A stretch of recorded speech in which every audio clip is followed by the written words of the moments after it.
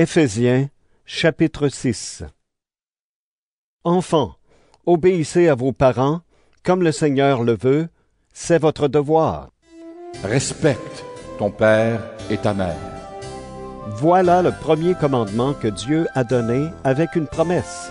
Cette promesse, la voici. Alors tu seras heureux et tu vivras longtemps sur la terre. Et vous, les parents, ne poussez pas vos enfants à la révolte, mais pour les élever, corrigez-les et donnez-leur des conseils qui viennent du Seigneur. Esclaves, obéissez à vos maîtres sur la terre avec beaucoup de respect, d'un cœur sincère, comme vous obéissez au Christ.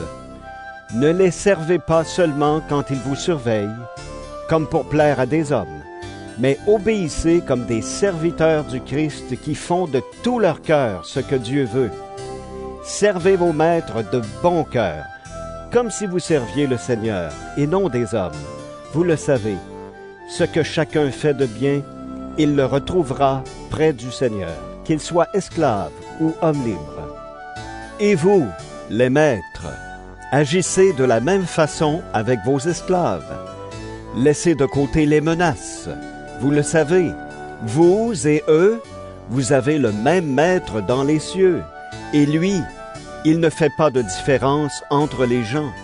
Enfin, devenez forts avec la force très puissante du Seigneur. Prenez avec vous toutes les armes de Dieu pour pouvoir résister aux pièges de l'esprit du mal.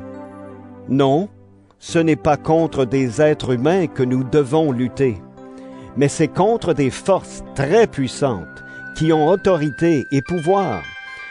Nous devons lutter contre les puissances qui dirigent le monde de la nuit, contre les esprits mauvais qui habitent entre le ciel et la terre. C'est pourquoi prenez toutes les armes de Dieu. Ainsi, dans les mauvais jours, vous pourrez résister, et après avoir bien lutté, vous resterez debout.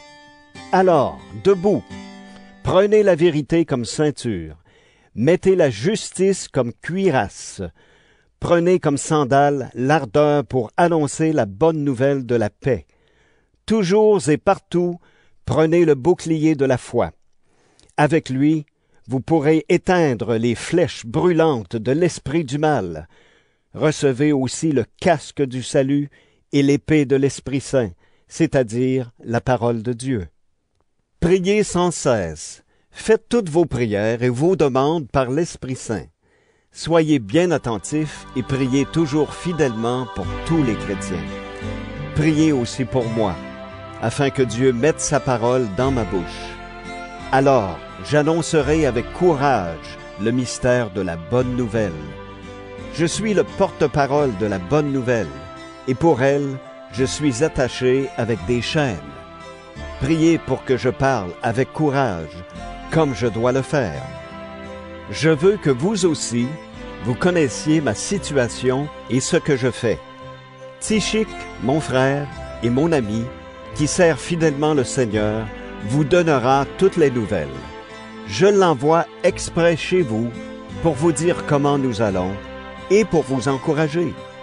Que Dieu le Père et notre Seigneur Jésus-Christ donnent aux frères et sœurs chrétiens la paix, l'amour et la foi. Que Dieu bénisse tous ceux qui aiment notre Seigneur Jésus-Christ d'un amour qui ne meurt pas.